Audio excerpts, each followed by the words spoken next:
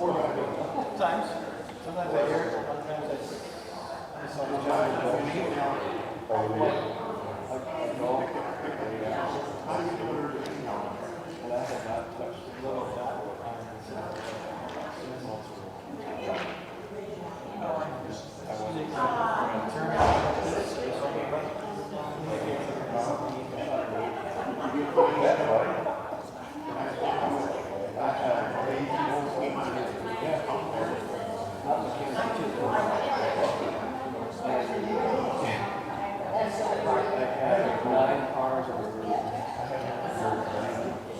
Oh my gosh.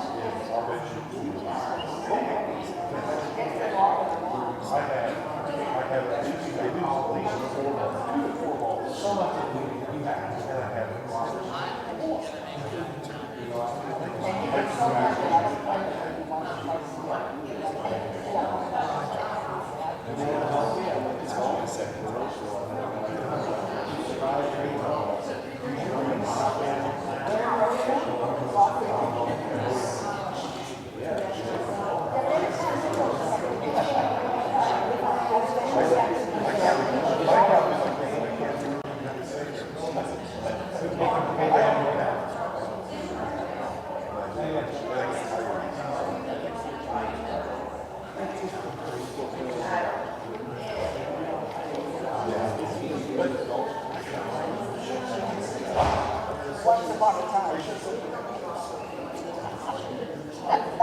How old you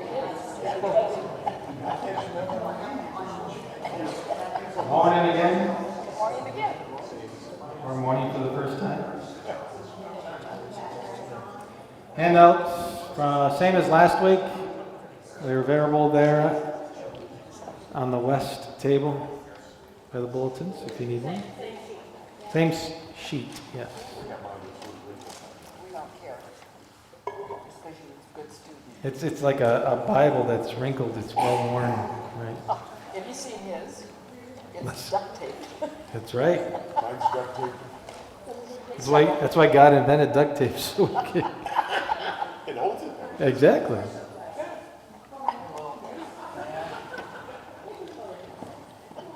Duct tape.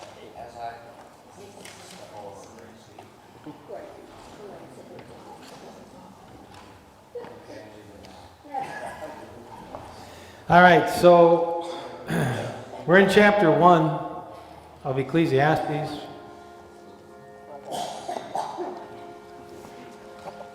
The bells again.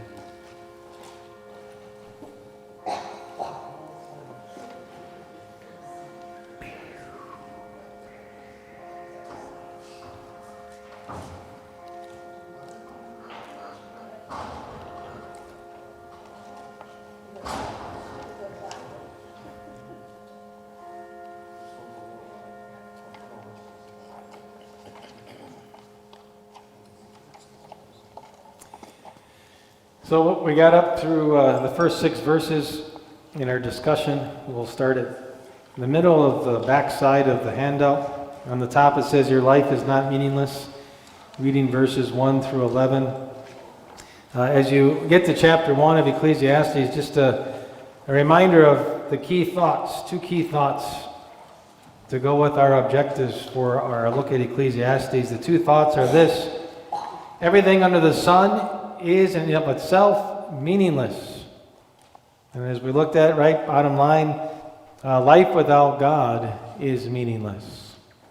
We just seem to go on and on and on. We do the same things. Routines become ruts. And we go, what's the point? But if we take a step back, even those routines and ruts do still serve a purpose. Again, if you think in a restaurant business, who's the one that gets all the glory in the restaurant business? The chef, right? But what does the chef need to really have that restaurant run? A gas stove. A gas stove. Exactly. Don't take my gas stove. And thus needs people to make sure that gas is supplied to that gas stove. And if the power gets cut off, that there's a generator in place to What else does a chef need to make that? Yeah, other chefs. Yeah, fresh food, right? So, I mean, the people who deliver the food needs to make sure it gets there. You know, the staff, right? If you don't have a welcoming host, you may not be as inclined to go back if the servers aren't doing their job or if they don't have servers. I mean, everybody has a role. And if someone, is in charge of doing the dishes, if they're not getting dishes clean, I mean, you could have a chef with great food, but if you got somebody else's food on your plate, you're probably not going to want to eat it and go back. Right? So the point of that is we may think our role is mundane or insignificant, but without your insignificant role, things couldn't function, which then makes your role significant.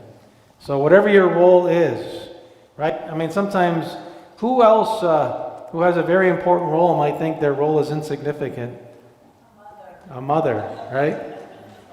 So again, if moms don't carry out their role, even though they don't get all the appreciation that they should, what happens, right? Parenthood in general. And so everybody has a role to play. No one is really insignificant. Who makes it seem insignificant outside of ourselves? Our old Adam. Right, the world. Right, the world, we're into titles and what do you make and what do you do and this and that. Do you ever have a conversation with somebody and they ask, hey, what do you do for a living? And you tell them and they go, oh. Yeah, that's why someone said, just tell them you're in public speaking. Which I am. Well, what do you speak about? People like you. No. That's right. Sales and service. Yeah, that's true. Yeah. So we have to be careful too, as the world may look at us as maybe insignificant, that we're not, like Christianity. How many of the people in the world think Christianity, you as a Christian, are insignificant? But really, Christians have always played a significant role, right, and still do. And so our definition of significance can't come from the world, because the world's definition of significance comes and goes. And they're looking at the wrong thing. Our definition has to come from God. 1 Peter, right? You are a chosen people, a royal priesthood, a holy nation, a people belonging to God, that you would declare the praises of Him who called you out of darkness into His wonderful light. Once you were not a people, but now you are the people of God, right? You are somebody significant. So those are one of the key thoughts. Everything under the sun is in of itself meaningless. As we said, there are no U-Hauls behind hearses. You can't take it with you. God has given it to us to use now. The role of God in our life is the second key thought. The role of God in our life. And that's what Solomon, as we'll see, especially as we get it further in now to chapter 1 and chapter 2, he tried to live life without God. So that's why he's a good author for this, that God put in place, because he struggled with the meaninglessness of life, and he tried to live life without God, and it didn't work out well. Those two key objectives that go with those goals and key thoughts. First one objective, help avoid common traps found in society. All right, these are things that we talked about last week. And then the second objective is help travel through life with Christ at the wheel. So those two objectives tie closely together with the two key thoughts. Life in and of itself is meaningless. The role of God in our life. That leads then to chapter 1. Let's read again verses 7 to 11. Let's just read it all. So let's take 1 through 6 first of all. 1 through 6, someone please. Lisa, all right. The words of the teacher, son of David, king in Jerusalem. Meaningless, says the teacher, utterly meaningless. Everything is meaningless. What does man gain from all his labor in which he toils under the sun? Generations come and generations go, but the earth remains rises and the sun sets and hurries back to where it rises. The wind blows to the south and turns to the north. Round and round it goes, never returning on its course. And 7 to 11.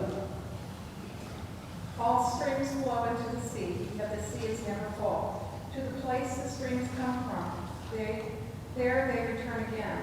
All things are wearisome, more than one can say. The eye never has enough of seeing, or the ear is still of hearing. What has been will be again. What has been done will be done again. There is nothing new under the sun. Is there anything of which one can say, look, this is something new? It was here already, long ago. It was here before our time. There is no remembrance of men of old, and even those who are yet to come will not be remembered by those who follow. Okay? So as we said last week, it may seem like Solomon definitely is being pessimistic, but he's really not. He's just stating the reality of life. And he's drawing our attention to, again, what truly gives life meaning. It's not what we human beings think it is. And Christians, we can get caught up into the traps of the world. So that's why one of the objectives is the common traps that we can fall into. And how do we avoid those traps? So looking at verse 7, the idea of nothing permanent. What gives examples that things are not permanent?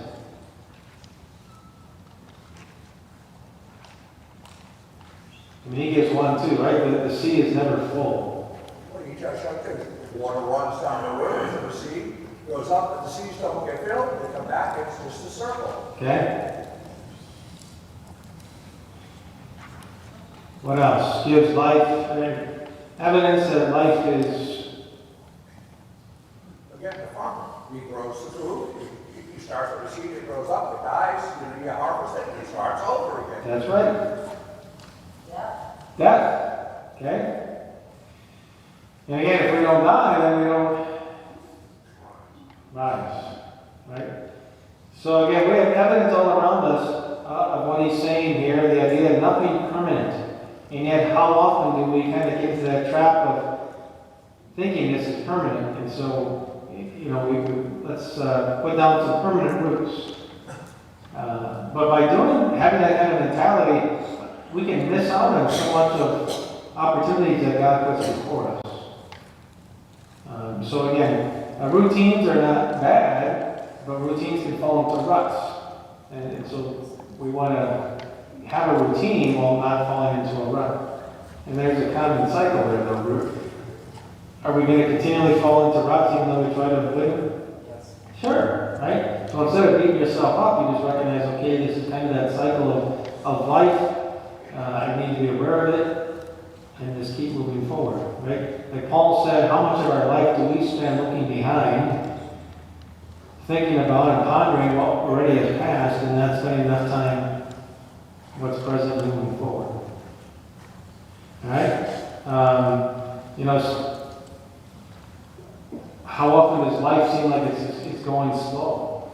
Then you take a step back and you go, wow, that was quick. Someone once said, right, as sand goes through an hourglass, so goes the days of our life. It's not a soap opera, You watch that.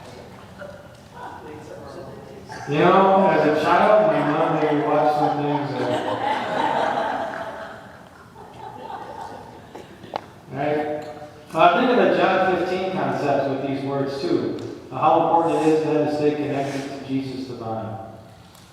And we are the branches, he is the vine. If you stay connected to him, you will bear much fruit. Apart from him, you can do nothing. Apart from him, we'll lose the objectives of life, the meaning of life.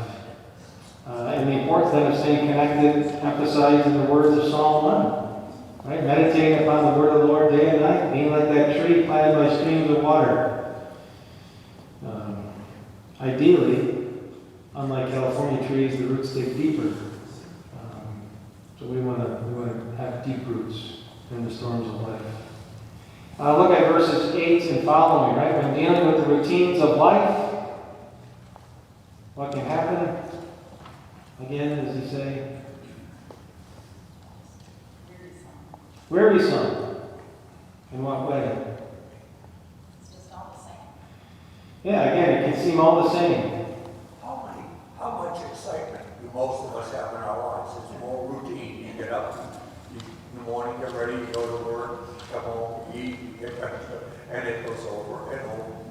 There's nothing wrong, but that is, it can be worrisome. I mean, you know, we're not out there going for excitement.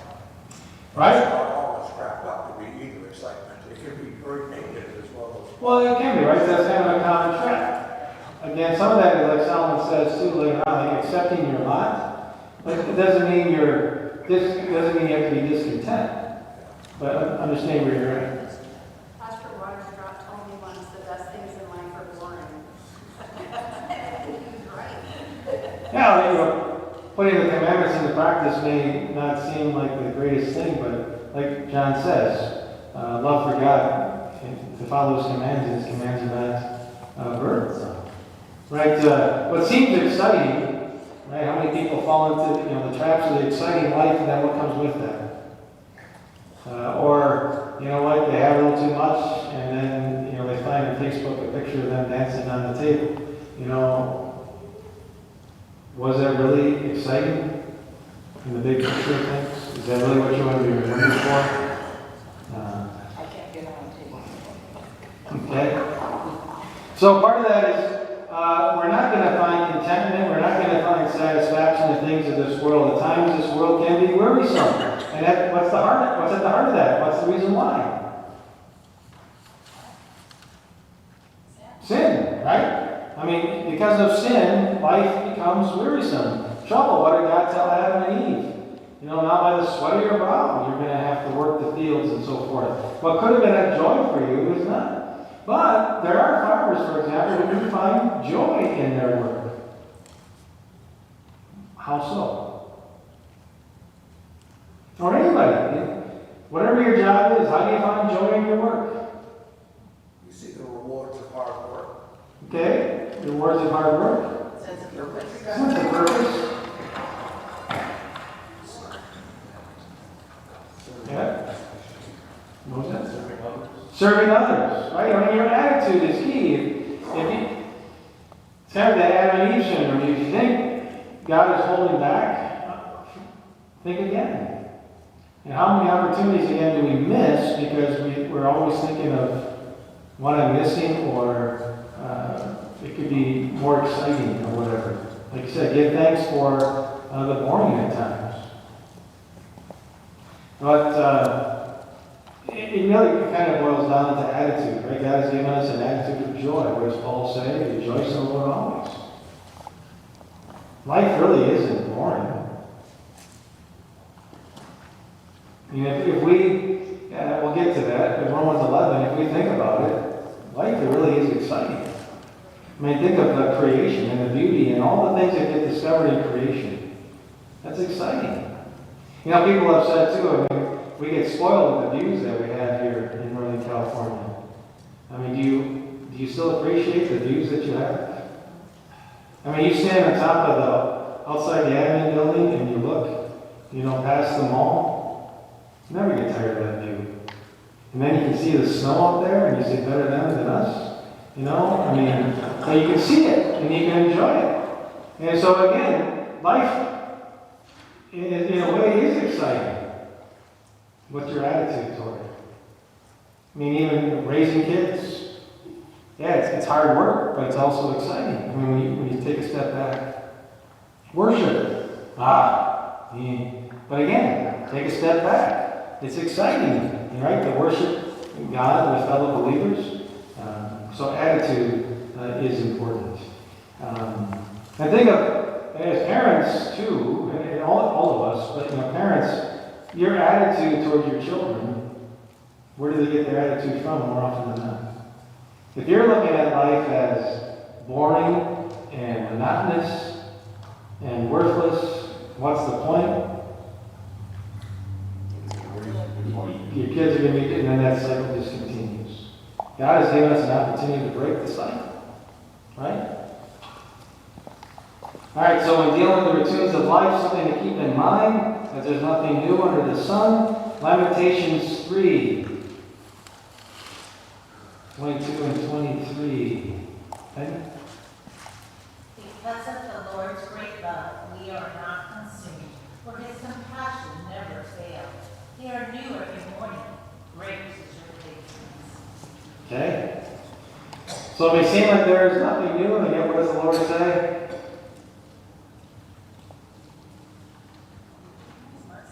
His mercies are new every morning.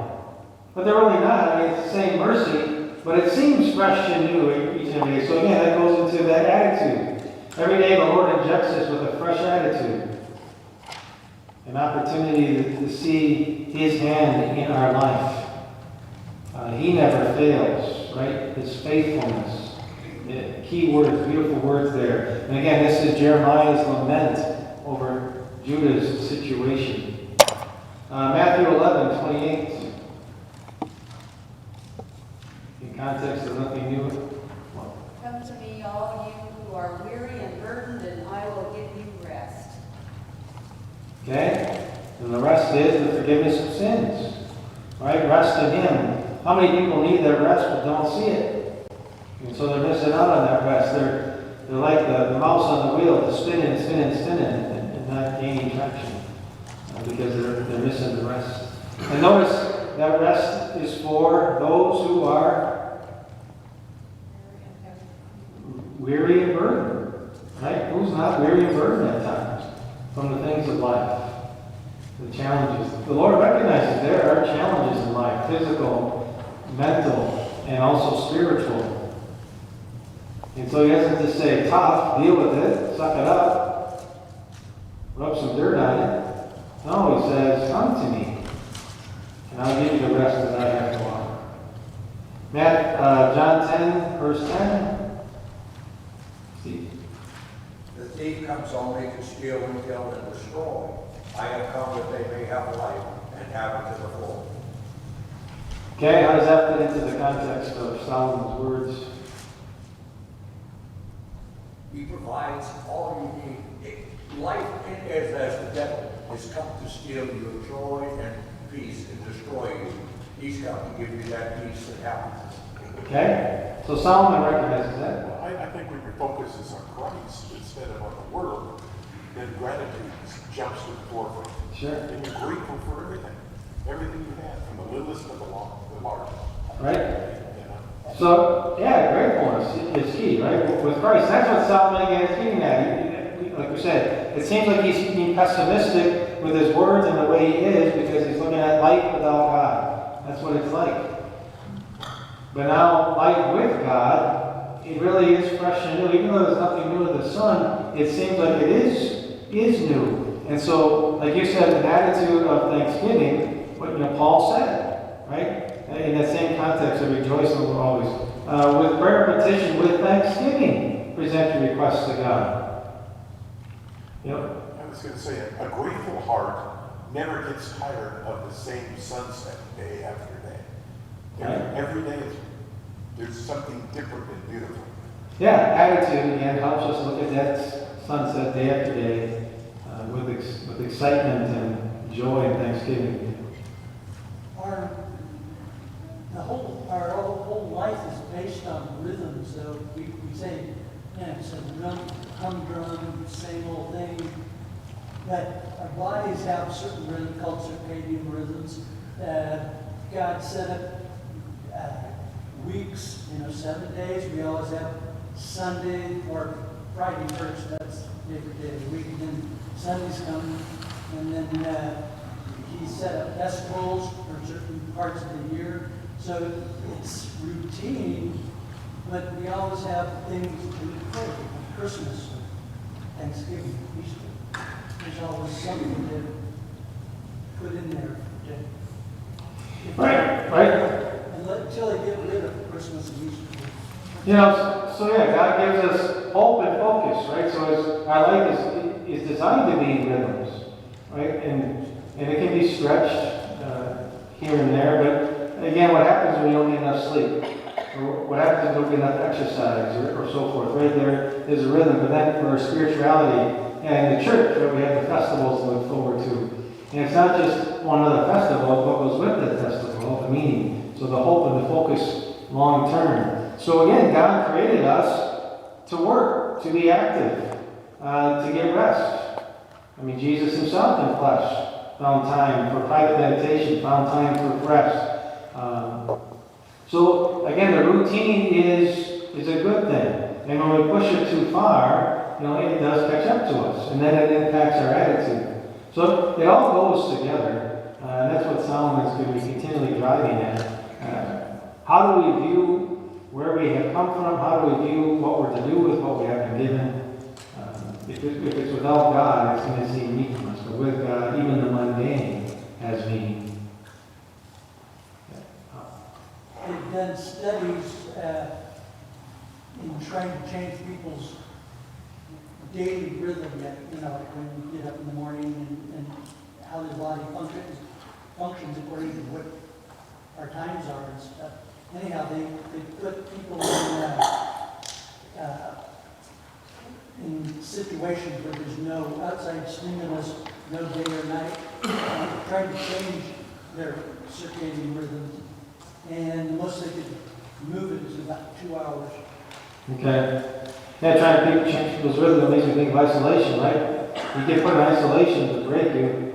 Also shows that we're meant to not be isolated, we're meant to be social creatures. God has designed us to be. And we have recent evidence how that doesn't work. But yeah, just a reminder, again, think in your own life how the world, in a sense, is like a thief, trying to rob you of the meaning and purpose that God has for you, not just you specifically, but also in life in general. We can come up with multiple thieves. And they may not be the same for each and every one of us, but the solution is the same. I was wondering when Chuck was in the submarines.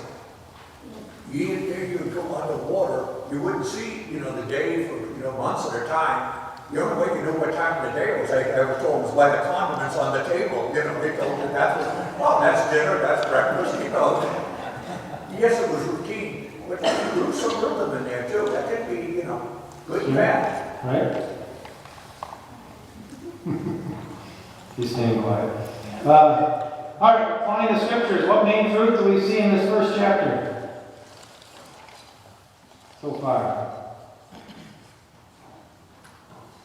Nothing new. Without God, everything is meaningless. Yeah, right. Worldly wisdom is meaningless without God. How it applies. Life without God, we don't see the value of life, and so that's where abortion comes in, and euthanasia, and murder in itself. Again, the more society goes without God, the more such things become not only spoken but popular and acted on. And when we talk about being realistic and talking about attitude and so forth, is Paul advocating for a pie-in-the-sky mentality? No, his heads aren't in the clouds. I mean, that's not what he's advocating. Everything's hunky-dory. With God, there's still going to be challenges, but with God, you can see the purpose of those challenges, or at least have the endurance to get through those challenges. Again, rejoice in the Lord always. I say it again, rejoice. You may not be happy in your current situation for one reason or another. So again, Solomon is being realistic on both sides of the coin. How does this apply then to us as members of God's family?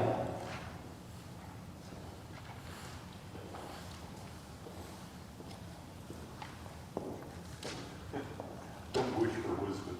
Oh, don't wish for wisdom. He gets to that later on, right? Careful what you ask for.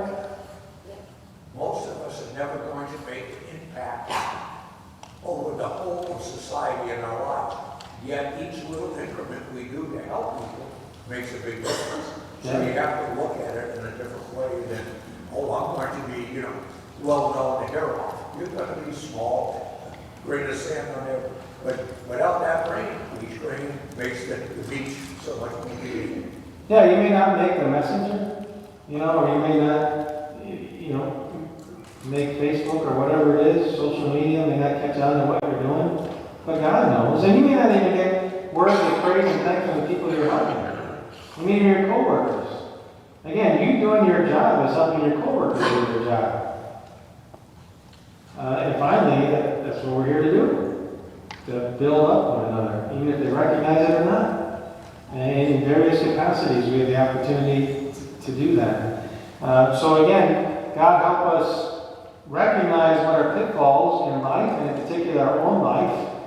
God keep us connected to Him, which He enables us to do by being in His Word. Some of the pitfalls can be even individuals or even businesses or churches can get caught up in that, right? What's the latest and greatest fads? Then we need to, for a while there, pastors wearing skinny jeans. That was the thing. Now pastors don't wear those skinny jeans anymore. What are you relying on? Yeah, you're relying on yourself and not on the Word. That's where it needs to be. So again, as individuals and also then as a family believer, there are pitfalls we need to watch out for. And sometimes, again, we may think, well, what's the point? But we gather together to be encouraged and encourage one another. And we're carrying out what God has called us to do. Explain to someone the phrase, nothing new under the sun. When they argue, we are coming up with new inventions all the time as we get further from the Stone Age. They were always there, we're just finding them. Yeah, can you give some examples? Well, Lucy. Right now, there's a big push for AI and merging man and machine into this span of life, and to have other machines do the thinking for us and to be more intelligent. But it reminds me of the Tower Ring rolling out. They were trying to be like God, and that didn't end well, so I didn't get that. Great example, right? And who programs the machine? And the one who's doing the programming, is that really the one that we want programming those machines? Michael? Going by along with what Lisa said, we kind of forget as human beings that every good gift comes from God. Gives us knowledge, increasing knowledge, technology. The problem is we forget, as a whole, we forget to give God thanks for what He's given us. Yeah, recognizing all good and perfect things come from God. I mean, He's given us the ability to put things into play. We like to think again that people who lived before us were all backwards, and not with it. But without the things that they have done, we would not be where we're at. All those advances started before us. Whether it be from making the square wheel round and so forth. Cell phones. Even putting a cell phone together. I mean, maybe they didn't have cell phones back in the day, and yet the materials to make those cell phones have always been there. Or the ability to put different plants together to get another plant. I mean, it's really nothing new under the sun. It was all there. We're just being exposed to what has been there. So yeah, great points. I mean, so we need to help people recognize it's always there. Even when you get into sin. Sin is sin. It may have different names. It may have different forms, but the root of sin has always been there. Same with the solution. It's said that the average speed today on LA freeways is about that of a horse and buggy. Yeah, the more things change, the more they stay the same. I mean, we think it'd be, but he's probably been caught up in that. Why? That's a good lesson again, as Louisa and Michael point out, for our children. We're always building on what was there before. So an appreciation factor. Because sometimes they can lose that too. People communicated better than people necessarily communicate today, because we're looking down like this rather than looking at the person. Why in general do we get stressed over small details or about our life and or our work?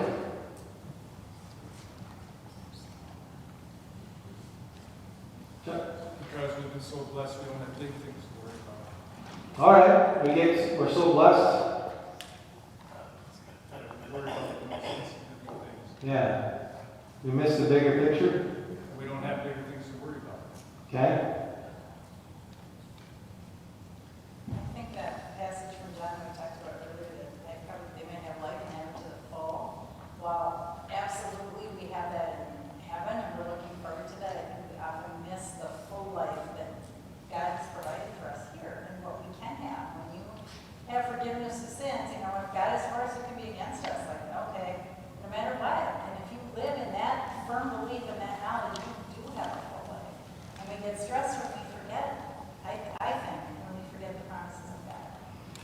So what's at the heart of we forgetting the promises of God and that we have life and have it to the full?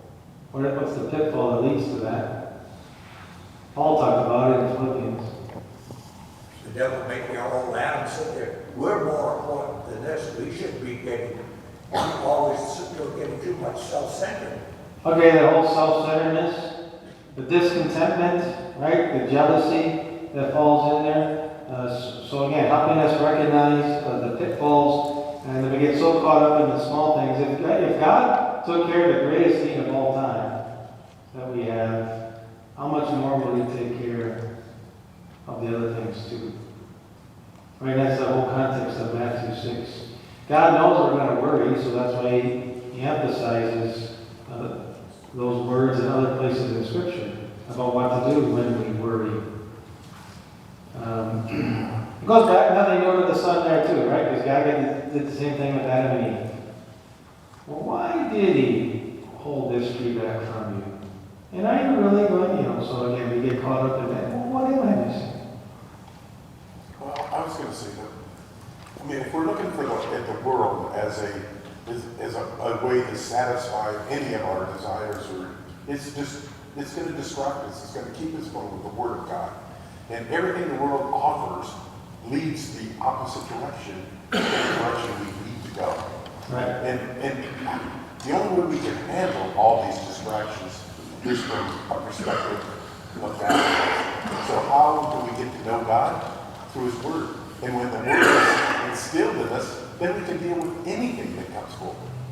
Right. And we can deal with it in a manner that is God-pleasing, not in a manner that's world-pleasing. Right, so what God has given us, the things of this world, for our pleasure and enjoyment and use, they're not to be worshipped. But too often in the world we end up worshiping what God has given to us to glorify Him. And that's the lessons we need to keep on passing on to the next generation. The importance of the Word, Psalm 1 again, meditate on the Word of the Lord. So what example are we setting, when it comes to our devotion to the Lord? Solomon's going to nail that point in chapter 2, we were just saying. How can we come to grips, cope, handle our current situations in life? Really nothing new to answer there. John 15 again, I am the vine, stay connected. Philippians 4, be content with where we're at.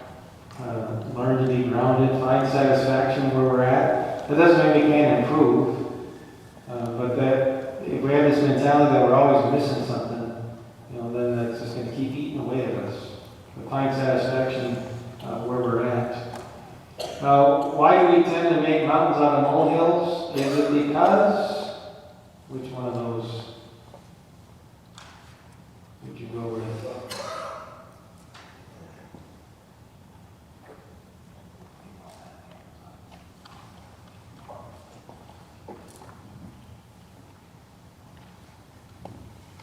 Anyone start a conversation?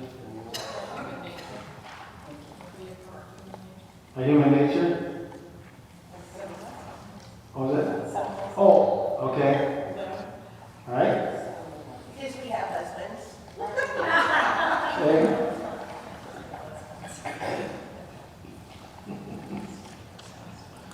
We'll keep us grounded. I have a friend whose life always has seemed to go very smoothly and will not have a lot of problems. So when she has this tiny little problem, it's like the world falls apart. Okay. And to me, it's like that problem.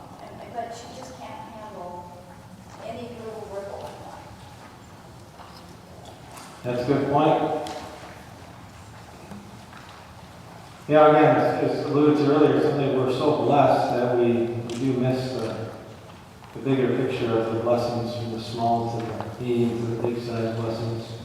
Well, we're always looking for the biggest, right? And so again, we miss what's really right before us, which goes to that contentment. The answers vary, right? It's just an opportunity for self-reflection, really for yourself. What is it that is kind of a pitfall for you? And so then, Lord, help me recognize that pitfall, to not get caught up in it, and when I do, lift me back up again. Help me stay connected. The Bible was written so long ago, how can it be seen as something valuable and meaningful still today? Nothing new under the sun. Exactly. Right? It still hits home. Like Hebrews, the Word is living and active. It still cuts people to the core. And it still can lift them up. And so we emphasize, too, oftentimes in outreach opportunities, we have an unchanging message for a changing world. And yet the world doesn't change, really. Some parts of it do, in the correct understanding.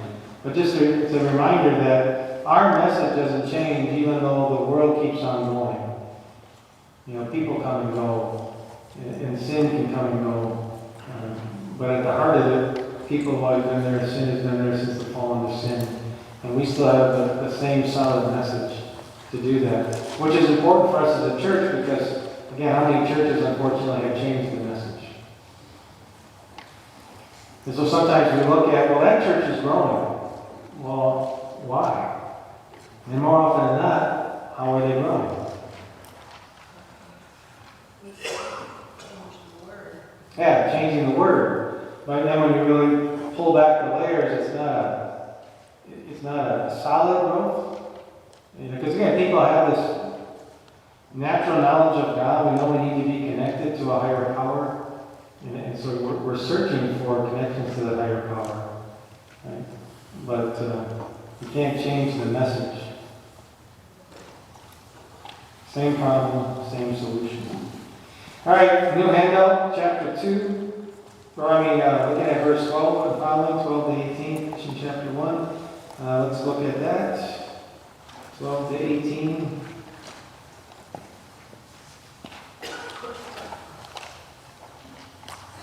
Great. I, the teacher, was king over Israel and Jerusalem. I devoted myself to study and to explore by wisdom all that is done under heaven. What a heavy burden God has laid on men. I have seen all the things that are done under the sun. All of them are meaningless, a chasing after the wind. What is twisted cannot be straight. What is lacking cannot be counted. I thought to myself, look, I have grown and increased in wisdom more than anyone who has ruled over Jerusalem before me.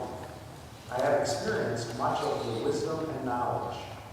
Then I applied myself to the understanding of wisdom and also of madness and folly. But I learned that this too is a chasing after the wind. For with much wisdom comes much sorrow. More knowledge, the more grief. Okay, so again, as we've noted, the more things change, the more they stay the same, and that can work both ways. As people come and go, work comes and go, but God remains the same. For more on Solomon's reign, you can look at 1 Kings chapter 2 through 11. I won't do that now. But again, a 40-year reign following David's 40-year reign. Definitely prosperous. A kingdom that was built up, well known throughout the world, financial, trade. Life was good, right? What? The description of silver. Silver was like water, gold was king. What was it that made Solomon famous? We know, right? Wisdom, extraordinary wisdom. Let's look at 1 Kings 4, verses 29 to 34, as an example of his wisdom. 29 to 34. God gave Solomon wisdom and very great insight and a breadth of understanding as measureless as the sand on the seashore. Solomon's wisdom was greater than the wisdom of all the people of the east and greater than all the wisdom of Egypt. He was wiser than anyone else, including Ethan and Ezra, wiser than Heman, Chalcol and Darda, the son of Mohol, and has fame spread to all the understanding surrounding nations. He spoke 3,000 proverbs, and his songs numbered 1,005. He spoke about plant life, from the cedar of Lebanon to the hyssop that grows out of the walls. He also spoke about animals and birds, reptiles and fish. From all the nations, people came to listen to Solomon's wisdom, sent by all the kings of the world who had heard of his wisdom. Okay, so how would you describe his wisdom? Unmatched. Unmatched, right? As measureless as the sand on the seashore, right? Wise in all subject matters, plants, animals, you name it. With all that wisdom, Solomon says in 13, again, I've devoted myself to study, to explore my wisdom. And then he says, what a heavy burden God has laid on men. What does he mean by that? Michael? I guess best way to describe it, I guess we just take it back all the wisdom we had and maybe in retrospect became more humble and realized, what did I do with all that? Was it good?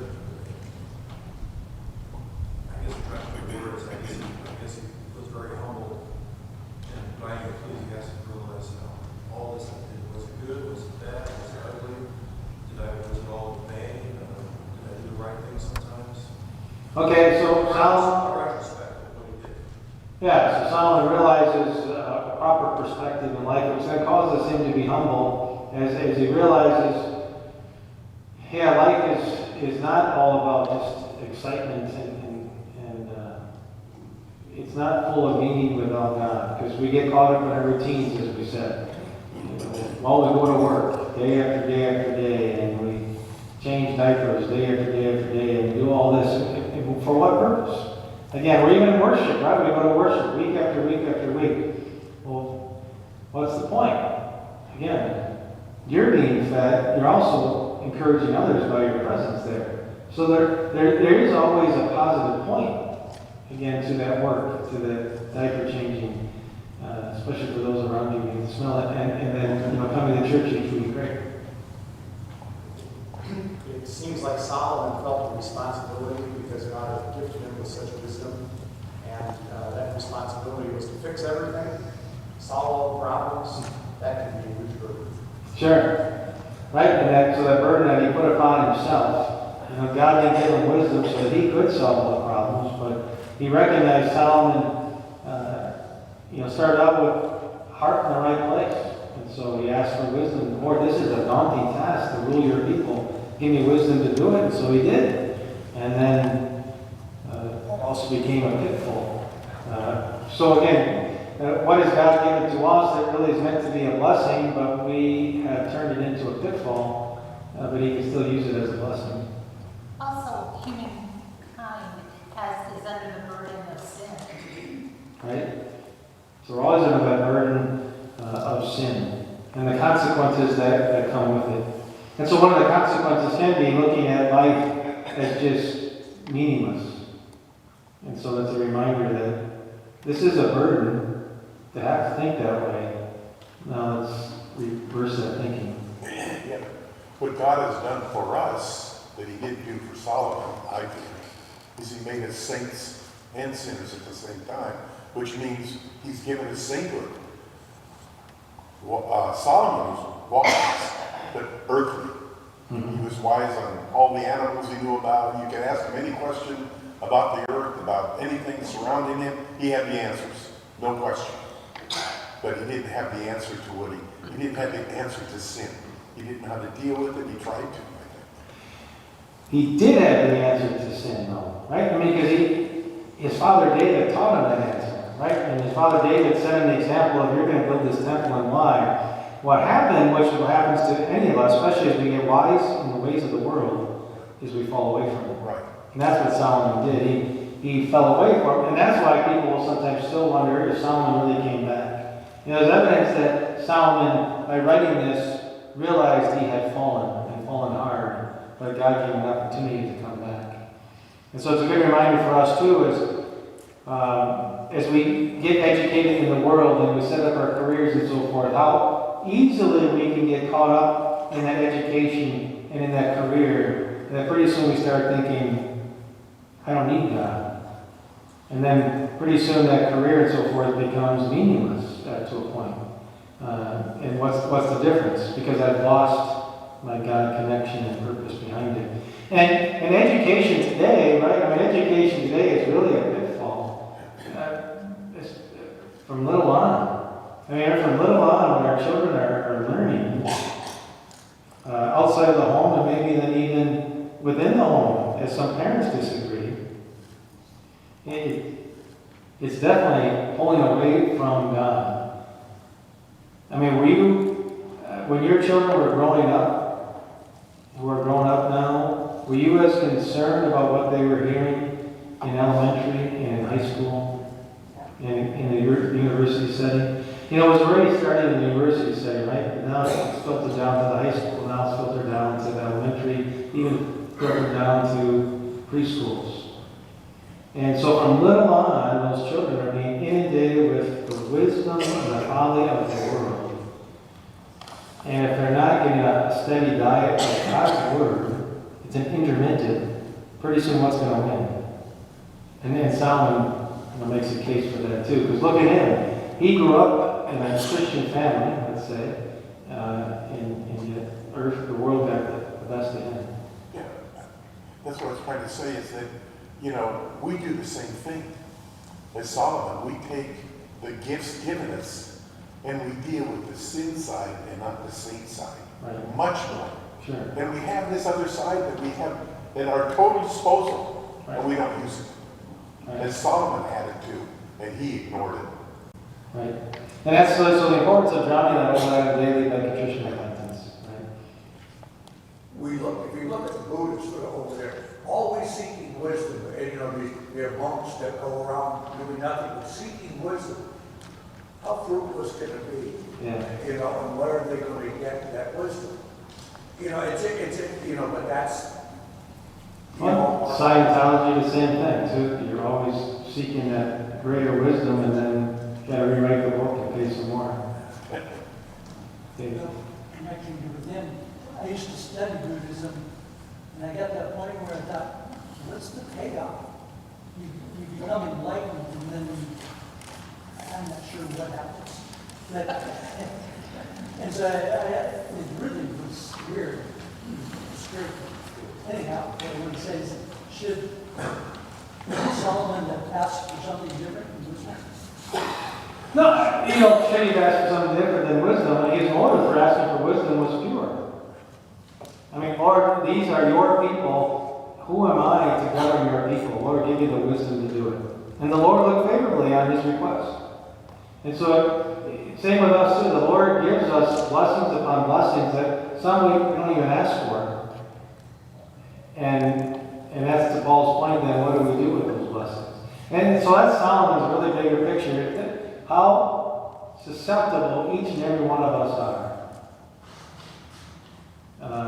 to falling away, but by the grace of God go we. And one of the pitfalls can be is, you know, again, looking at my life is meaningless. Why do you think that is? And realize the only one whose opinion that matters in the end is God's. And he has given you a meaningful life. Centered in Christ, and then everything else is just the gravy. But that's the battle, that's the struggle. As long as we're on this side of heaven, day after day, we're going to have to go back and forth with that. Could he have asked for salvation? Oh, he had it already. Did he? At the time he asked. At the time he asked. When he asked, was he young? He's younger. I mean, Probably was pretty knocking off. 20s. Smarts on this whole thing, if you're asking me to. Sure. And we'll get into it because there were some challenges to his being king. And we'll get into that next time. So again, just to close out verse 14, right? He's seen all this that's taking place under the sun. And again, like without God, it's all meaningless. It's just simply a chasing after the wind. Like you said with the Buddhism, you can't catch it. If you're chasing life and to accomplish whatever it is you're trying to accomplish. If it's not without God, it's just like chasing after the wind. You'll never get it. So contentment is key. Blessings on your contentment and recognizing the pitfalls and using the wisdom that God has given you to help you and those around you grow up in Him. Have a great day in the Lord. Well, just the second guess, I ask for wisdom. You know, I mean, it's